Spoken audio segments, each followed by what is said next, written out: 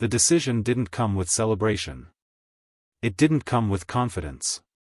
It came with silence. The kind of silence that sits in a manager's office long after everyone else has left, when the lights feel too bright and the consequences feel too heavy. For Dave Roberts, this wasn't just another roster adjustment or strategic move. This was something far more personal, something that felt like it could define not just a season, but a career. Because when you reach the point where two players have to be cut after surgery concerns, there is no version of the decision that feels clean. And in the middle of it all stood a team already carrying enormous expectations, a clubhouse full of talent, and a situation that was quietly reshaping everything around Shohei Ohtani. It started weeks earlier, not in a game, but in a training room. Small discomforts that were initially ignored. Tightness that was brushed off as normal fatigue.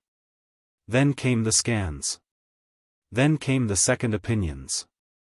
And finally, the reality that something deeper was wrong. In professional baseball, injuries don't arrive loudly. They arrive in stages, slowly tightening their grip on a roster until decisions that once felt impossible become unavoidable. The Dodgers had been trying to hold things together while competing at the highest level, but the truth was becoming harder to ignore. Two players were no longer in a condition where they could contribute safely, and continuing to wait would only increase the risk. That is the moment when a manager stops thinking like a strategist and starts thinking like a caretaker of careers. Inside the organization, conversations became quieter but sharper. Medical staff presented their findings. Analysts reviewed replacement scenarios. Coaches debated timing. But every path led back to the same conclusion: something had to change. And when that responsibility landed fully on Robert's desk, it stopped being theoretical. It became personal. Because cutting a player in this situation doesn't just affect a lineup. It affects trust. It affects careers. It affects the entire emotional structure of a clubhouse that depends on stability to function. At the same time, the team was still competing, still trying to win games, still dealing with the reality that every decision had to balance present success with future survival. And in the background of all of it, Ohtani remained the constant. Not because he was involved in the decision, but because his presence always shifts how every move is interpreted. When a roster is unstable, the spotlight naturally moves toward the most stable force in the room. And that is exactly what happened here. Every adjustment, every substitution, every medical report somehow connected back to the larger question of how to maximize a team built around a generational talent who changes the entire geometry of a game. Then came the hardest part. The actual call. It wasn't made in front of cameras or during a press conference. It happened behind closed doors, the way these moments always do. Two players, each with their own history, their own contributions, their own expectations for the season, were told that surgery was necessary and that their roles with the team were effectively over for the foreseeable future. There is no script for those conversations. There is no version where the words feel acceptable. Even for a manager who has been through years of roster changes and postseason pressure, this was different. This was the kind of decision that leaves weight behind long after the conversation ends. Word began to spread quickly through the clubhouse. Not through announcements, but through reactions. The way players stopped talking when certain names were mentioned. The way conversations shifted in tone. The way silence filled spaces that used to be normal. In baseball, news doesn't always arrive formally. Sometimes it arrives through behavior first, explanation later. And the emotional impact was immediate. Teammates who had shared daily routines suddenly found themselves processing uncertainty about who would be returning and when. And then, unexpectedly, a new storyline emerged that shifted attention again. Hyeseong Kim, a player many had seen as a developing piece rather than a central figure, began showing something different. Not loud dominance, not dramatic highlights, but a level of confidence that changed how he carried himself in every situation. In drills, his timing looked sharper. In live at-bats, his decisions became faster. And in moments where pressure usually causes hesitation, he began responding with clarity instead of caution. It was during one of these moments that everything briefly aligned in a way nobody anticipated. In a controlled scrimmage situation, Kim faced a sequence that brought attention back to the core of the Dodgers' identity. A fast-moving play unfolded, and instead of reacting late or cautiously, he attacked it early, making a decision that shifted the flow of the moment entirely. On the surface, it looked like just another strong baseball play. But inside the dugout, the reaction was different. Coaches noticed immediately. Players looked up from conversations.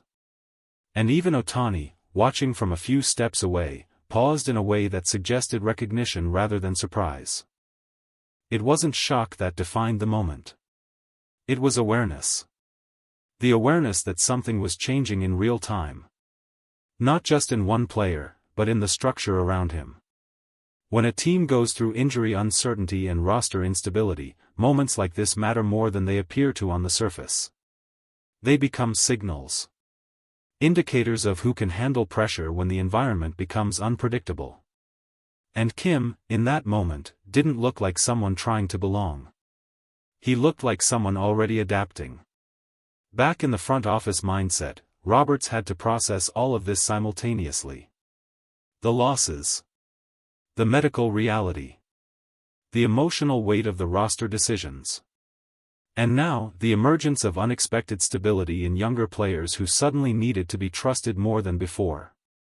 This is where managing a team stops being about depth charts and starts becoming about intuition. About reading not just performance, but readiness. The decision to move forward after the roster cuts wasn't announced with drama. It wasn't framed as a turning point or a statement. But inside the organization, everyone understood what had happened. 2 players had been removed from active consideration due to surgery, and the team was now entering a phase where depth would be tested more aggressively than before. And in that shift, every remaining player suddenly carried more weight. Ohtani's presence in all of this remained unchanged on the surface. He continued preparing, continuing performing, continuing existing as the gravitational center of attention. But internally, the environment around him was subtly different. Lineup discussions, defensive adjustments, and strategic planning all carried new urgency. Because when a roster loses flexibility, every remaining piece becomes more important, and every decision becomes more permanent in its consequences. The most telling moment came later, in a quiet stretch after practice. Players were dispersing, equipment being packed away, and conversations fading into the background noise of routine. Kim stayed behind for a few extra swings. Nothing dramatic, nothing staged. Just repetition. Focus. Consistency. And as he worked, a few coaches exchanged brief glances that didn't need explanation.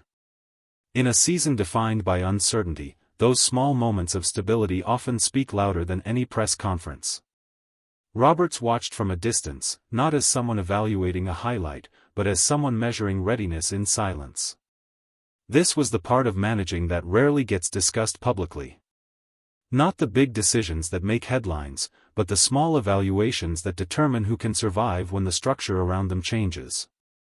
And in that quiet observation, there was no celebration. Only recognition that the team was entering a different phase. Because roster decisions like these don't just remove players. They reshape identity. They force adaptation. They expose depth. And sometimes, unexpectedly, they reveal new contributors who were waiting for their moment without knowing when it would arrive. Kim's emergence in that environment wasn't framed as a replacement story or a dramatic takeover. It was something more subtle. A reminder that baseball seasons are not built only by stars at the top, but by the players who respond when the structure around them shifts. And through all of it, Roberts remained in the center of a decision that would not be judged immediately, but over time. Whether the cuts were necessary. Whether the timing was right. Whether the team would stabilize or struggle because of it. Those answers would come later. But in the present moment, there was only one truth that mattered. The hardest calls in baseball are never about talent alone. They are about responsibility. And once they are made, there is no undoing them.